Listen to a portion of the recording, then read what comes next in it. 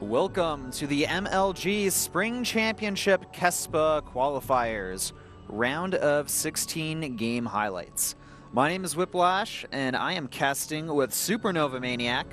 We are going to be showing you the best of the best games from the Kespa MLG Spring Championship Qualifiers, so I hope you guys enjoy. And spawning in the bottom right-hand position as the Blue Protoss, playing for KT Rolster. He qualified out of round of 32, now into the round of 16. His name is Stats. His opponent spawns as Red Zerg on the left top corner of the map. From STX Seoul, his name is YoungJoo.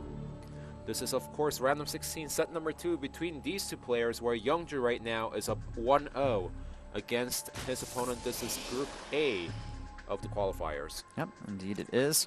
Now, YoungJoo from STX Seoul, we have seen him sent out a few times in Pro League, but not many times. He's not the proven Pro League veteran stats, so still more of an amateur player, but trying to rise in the ranks.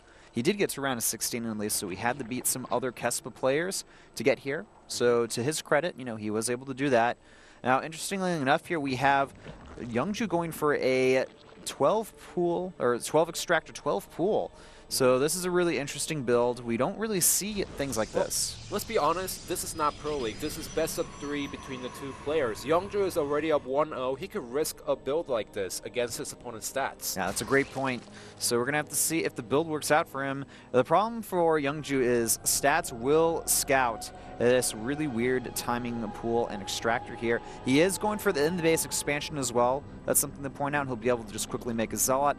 And this pressure is not going to really do much, if any, damage to Stats. Yeah, and that's a risk you get for going for a build like this, and that's the reason you don't see a build like this in Pro League that much, because this, you know, if they risk it and if it doesn't work out, it's an automatic loss, or at least they're far behind their opponent. That's the reason why you don't see this build happen too much in Pro League. But in this scenario, YoungJoo risked it.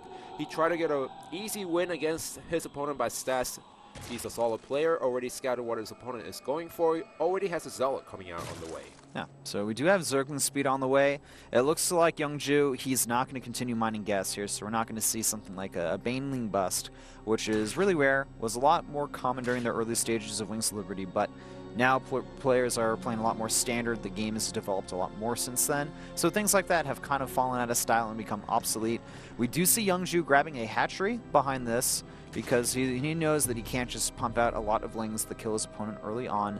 Stats not yet taken his expansion though. Yeah, well, he can't take the expansion pretty soon. If not, then he'll get busted right away. So he needs to get some units out before he could expand down there. He's getting a sentry behind this, and he could make maybe an additional sentry before he gathers up to 400 minerals to take an expansion down the ramp. Yeah, I would like to see him go for a Mothership Core, and instantly we have a Mothership Core. Really nice wall off here from Stats as well, utilizing the pylon and a gateway to prevent any Zerglings from moving into his main base. And now he has the sentry added to the mix. 2 additional gateways on the way. This is going to become very old. Yeah, the classic 3 gateway sentry into expand build. Yeah, this is a build that was pretty much the standard. It was a standard for a long time in Wings of Liberty before Forge Expand was popularized, and back then, Zerg players generally had a pretty nice economic advantage over Protoss players if the Protoss went for this build. So Stats, he's going to be a little bit behind, but not as much as you normally would, because this is an early pool build, not a hatch first or a 14 pool into a hatchery expand build. Yeah, so these Zerglings are going to be annoying by Stats. It's not going to get busted as he has enough sentries and Zealots to fortify that ramp over there. And I have to say, you know, it's annoying as a Protoss player, but in Heart of the Swarm, where the Forge Fast expand is norm, I have to say, or Gateway expand is norm, you only go for this style of play if you double check that your opponent went for the early pull. Yeah. So it's not much of a loss for Stats, I have to say. Something to point out here, Stats, his Warp Gate is just completed. He has 3 Warp Gates now available. Do you think he's going to try to go for some type of timing here against his opponent? Well, he has lots of minerals saved up, and he only warped in 3 sentries right now, so I think he's just going to try to fortify the natural position and take an expansion as soon as possible. Yeah, he's got the minerals, and it looks like he is going to go ahead and put up that expansion there. YoungJoo focusing a lot on his economy now. You know, he's just added on his drones back to the gas, getting a Roach Worm behind this as well. And I would love to see Stats try to apply some pressure here. Yeah, well, can he actually sneak out a probe and throw down a proxy pylon somewhere around the map? That is the big question. That's still a lot of sentries over there, and those Zerglings, well, preemptive force fields going down, pretty much covering nothing. Those force fields did absolutely nothing there. It looks pretty. It does look pretty. Now, with the amount of sentries out, I'd love to see Stats make a hallucinated Phoenix or Oracle just to kind of scout his opponent out and see what he's up against. He is following this up with the Stargate, so we should see a transition into a pretty normal game on both ends. And very close there, the Zerglings almost ran by, but not just quite yet. And, ooh, a little bit of a mistake here from YoungJoo. He loses all of his Zerglings, and this is going to allow Stats to be more aggressive and press forward on the map here. Yeah, but Seth still needs to be careful, and he needs to fight under the mothership board. That is a key point because he doesn't want to lose any sentries when he pushes out with this force. He doesn't know what his opponent is going for exactly, and it's 8 minutes into the game. Roaches can pop out any second right now. So this is a nice harassment by Stats, but all he's going to do at the last second is recall back to his natural. I love how Stats has this wall up here. He's got the Zealot here. He can also use the force field if needed. The Zergling's going to run away, and Stats now attacking the third base over here. The Roaches are coming in, but I think that actually force field everything and actually snipe the hatchery. I think he's going to be able to get the hatchery. It's very low on health, actually completed and then canceled the pretty much last possible second there. Or I guess like millisecond you could even say. That was a nice decision by YoungJoo because he knew that he was going to lose the hatchery no matter what. Those sentries have been out in the field for a long time, and he knows that Stas is going to recall at the last second, so it doesn't really matter. But you get this Stas trying to utilize the force field as much as possible, and he is losing some couple of zealots here and there, but he didn't lose any sentry. Yeah, it looks like it's going to be time to recall here, but he needs to be careful. Doesn't want to lose any additional sentries here. He's already lost up to 3, and he's going to end up losing a 4th one. So Stats, I would have preferred for him to recall earlier. He didn't really call off any additional roaches there, but still, no, he's in a pretty solid position if you think about it, because he did force a cancel on that third base. And behind this, he's getting the Void Ray, the worker count very similar as well. I guess he just wanted to show off to the viewers out there saying after the initial botch force fields, he know how to force field those roaches and Zerglings. Oh, he wanted to show a macho display of power, but it didn't really do anything except hurt him in the long run, so, well, I guess you win some, you lose some, but Stats, like I said, still in a pretty good position, so there's nothing that we really, you know, harp on or complain about too much. And behind this, looks like he does want to transition in the Sky Toss. His second Void Ray completed with third on the way. His +1 ground attack is about to complete, while the +1 air is on its way. The third Nexus as well being built here, so Stats is going to really set himself up for an amazing mid to late game. You know a Zerg player is far behind when you know that the hatchery is only halfway done and the third player started the third phase. And nice voice fields getting those 2 roaches once again. And you know what, Stats, he made so many sentries early on that he's got force fields to spare, man. So we do have +1 out in the way from YoungJoo as he's getting his Hydras out, but Stats transitioning completely into Sky Toss as he's getting his own Void Rays out. And we do have an Infestation Pit along the way for YoungJoo. Looks like he may want to use those for either Infestors, Swarm Hosts. He could go for a Fast Hive, but against the Sky Toss, I mean, you really just need to focus on getting a lot of anti-air. And your anti-air is the layer tech, it's the Hydras, it's the Corruptors, and it's using the Swarm Host to kind of force your opponent on the defensive. And here's the thing, he can't really go for a fast high because his third hatchery has been delayed for a long time. He's still only mining from 4 gas right now. Look at the harvester count between the 2 players. 58 probes to only 55 drones from YoungJoo. I'd actually like to see YoungJoo try to get a fast 4th base behind this as well, because, you know, he's far behind. He needs to do something a little bit risky to get back in this game, and we have a Fleet Beacon, 2 additional Stargates on the way. It could be just for the +2 attack, but we could see Carriers, we could see Tempest, it's very possible. And if he goes for that, I think that'd be so cool to see, because you never see that unit composition against a Zerg player. Stats also trying to harass around with the Void Rays a little. He also has a Mothership Core right next to it, so if those Void Rays are getting taken apart by the Hydras, all he has to do is recall. Yeah, it looks like Stats is continuing down the Void Ray production here. He's getting the +2 attack, so that's what the Fleet Beacon's for. Also, Hallucinated Phoenix is going to go ahead and scout the main base. I'm sure Stats will be very happy to see that his opponent is still on layer tech and has not progressed into Hive. And you know, that just goes back to earlier on in the game where Stats was able to force a cancel on that third one. It was basically 100% done, and YoungJoo opened up with a weird build that didn't really get him anywhere. Now, he does see the infestation, which means that he could see high from his opponent anytime soon, but he's getting a robo behind this just to make sure that he has enough Colossus against a possible Swarm host. And, you know, we do have the Hydras in production here. He's getting the +2 ranged attack, +1 carry place, and the Hydra speed. As a Protoss player looking at the game, I have to say Stats, he's in a fantastic position, and from his position, all he can do right now is tell himself, well, I have a huge lead against my opponent, so I'm really happy right now.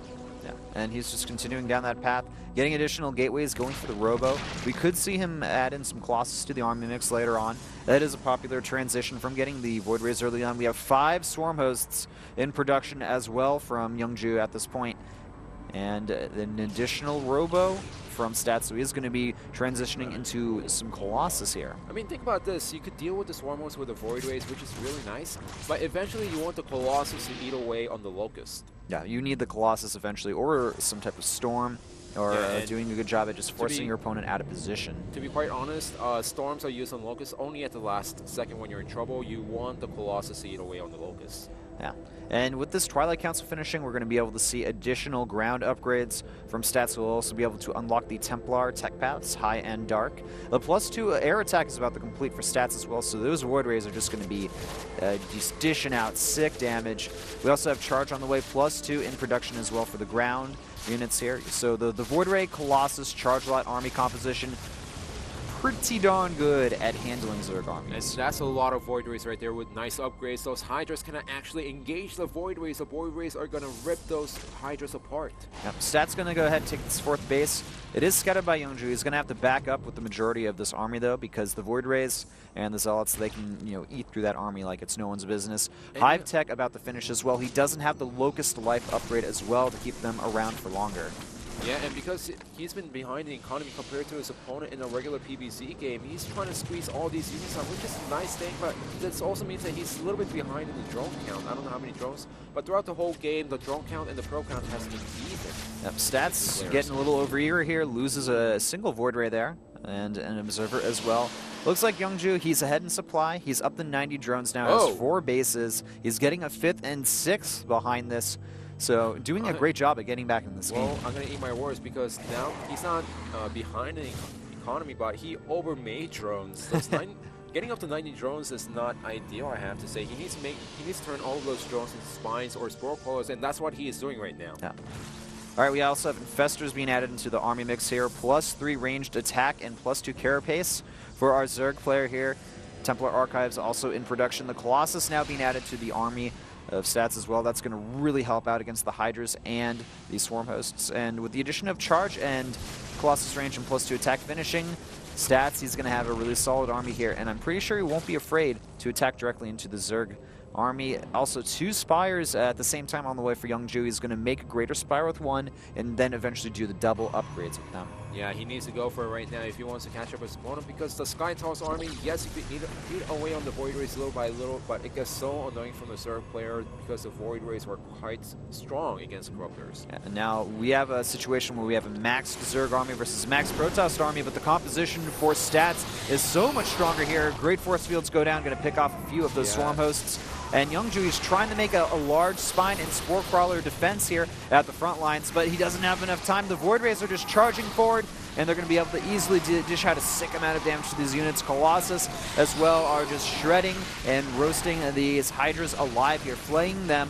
The charge lots have all been taken out here, but the powerful backbone of this Protoss army remains. Yeah, and with the wall being down, all Stats has to do is warp in tons of Zealots and start moving across the map. We do have 28 additional Hydras coming out on the way, but the Colossus and the Void Rays with charge loss can eat them apart. And 40 Zerglings, they're nothing against this army from Stats. Yeah, so Stats right now in a great position. He just took out the main bulk of YoungJoo's army. He does need to kind of regroup a little bit here because a big surround could potentially do a lot of damage to him. The additional Zealots and Hydras are moving in now. Stats needs to be in a good position. They must micro those back. It looks like he'll be able to kill those off, but he's going to lose a lot of his Void Rays here in the process. A few more go down, and the Colossus as well. YoungJoo doing a great job at slowly picking apart this army here. He is going to lose this expansion though, but he has taking out a lot of Stats' main army, down to 1 Colossus and 5 Void Rays with some charge lots at home. And as Zerg player's perspective, if you can actually take 2 additional bases, you know, he actually took 1 at the 1 o'clock position and 1 at the left bottom. He did lose the left bottom hatchery, but it doesn't matter since he still has up to 5 hatcheries. And the key point is he killed a lot of Void Rays and a lot of Colossus. That's what you want to do as a Zerg player. Yeah. So YoungJoo, the problem for YoungJoo though is his economy is like he has like no bank right now. He's trying the rebuild at the top right base as well, and that's I really love that he took both of those bases at once. I feel like Zerg players don't abuse the fact that they can do that so easily because they have a lot of minerals they use, and their hatcheries are a lot cheaper than the Nexus and command centers of their other race counterparts. The key, however, when you double expand is can you actually while sacrificing 1 hatchery, can you save the other one? If you can't do so, then it doesn't matter if you double expand it because he's going to lose everything anyways, and now he's falling back because he knows that he can't engage the Colossus Void Ray army from his opponent. And let's not forget, we have a lot of High Templar and Stats' army now as well. The Zealots, Charge Lots moving forward here, they're going to be able to kill off a drone or 2, but they're going to, the main job of them is to take out this expansion. Hydras are coming in here, but the Zealots, it looks like, oh no, Stats decides to run away with them. He could have killed off that expansion, I think. He should have. He has 2,000 minerals bagged in right now, so even if he loses all those Zealots over there, he can still fortify the next it looks like still take out the hatchery. It looks like he's going to end up killing that base anyway. He's moving forward with his main army, and the Zerg player, you know, he's got a few Vipers in the mix. He has a few Zerglings and Hydras as well. The Zergling's going to run Pi here, going to try to go into the main base and do some damage, but at the same time, YoungJoo's going to lose this additional expansion here, putting him back down to 4 bases. He's trying to remake another one at the old 5th location that was killed off earlier from Stats here, but still, it's not looking amazing for YoungJoo right now. He does have the Vipers out, and what do you think is the best possible scenario for our Zerg player right now? He needs to grab a few Colossus or Void Rays, yank them back, snipe them off, pretty much do hit-and-run attacks and slowly pick apart the Protoss army. He can't go in a head-on engagement with this many Colossus, this many Void Rays. The High Templar in the back as well are going to make it even more difficult for the Vipers to do their job. Yeah, and also it's really crucial for YoungJoo to take a 5th base right now. The main has been dried out. The natural is drying out pretty quickly right now as he needs to take a 5th base and get tons of gases. He needs to fortify the left position of the map. Yeah, indeed he does. All right, well, upgrade-wise, we have the Adrenal Glands upgrade about the finish for our Zerg player. He's getting +3 carapace, +1 flyer attacks. On the Protoss end, we have the +1 armor in production for the air units, as well as +2 on the ground. Blink about to complete as well for Stats, so if he needs to go into a mass Blink Stalker transition, he can easily do that. And we have additional Stormhosts and Infestors on the way for YoungJoo as well as he tries to, you know, round out his army composition a little bit more. But that's 6 Vipers with full energy here. Stats will have to be careful at not getting a lot of his units yanked out for here. Zerg player as he's going to pull some of those Void Rays and Colossus part, but nice storms on all of the Hydras. Those storms are hitting absolutely every single Zerg unit imaginable. GG! That is the reason why you go for Corruptor-based army instead of Hydra-based army when you try to face the Sky Toss. So pretty much those High Templars are the MVPs there. Stats' High Templar control in that engagement was absolutely ace. So let's go ahead and look at the results here. In the first game, we had Rain 2-0 Aria. After that, Flying went 2-1 versus Terminator. And of course, Stats, he does end up going 2-1 against YoungJoo. We saw the second game there that evened out the series. And the 4th game, Trap did go 2-1 versus Mechia. Now here's a little upset for all the fans out there. Soxery 2-1's innovation in game number 5 as Soxery moves into round of 8. Ty 2-0 Sorry. Effort 2-0's JYJ in game number 7, and S2 takes out Reality 2-0.